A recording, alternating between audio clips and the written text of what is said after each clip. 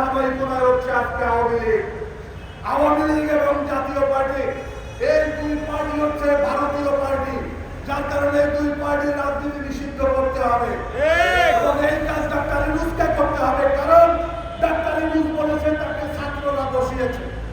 আজকে 2000 ছাত্রের রক্তের সাথে বেইমানি করতে যাচ্ছে ডাক্তার ইউনূস। আজকে আমরা দেখেছি বিএনপিকে ডাকছে, জামাতকে ডাকছে, এনসিপিকে ডাকছে। আজকে তারা দ্বন্দ্বের ভিতরে নবশক্তিকে পরিণত করেছে। আজকে বড় দল ছোট দল বলে তারা বিভক্তি সৃষ্টি করেছে। আমরা তো সেদিন নিজেরা রাজপথে ছিলাম 5 তারিখ পর্যন্ত। ওই বড় দলের অনেক নেতাকে তো রাজপথে দেখি নাই। আমরা 28শে অক্টোবর দেখেছিলাম বিএনপির অফিসের সামনে লক্ষ লক্ষ জনগণ সারা বাংলাদেশ থেকে এসেছিল, কিন্তু কয়েকটা ককটেল মারার পরে সমস্ত জনগণ গর্তের ভিতরে ঢুকে গিয়েছিল।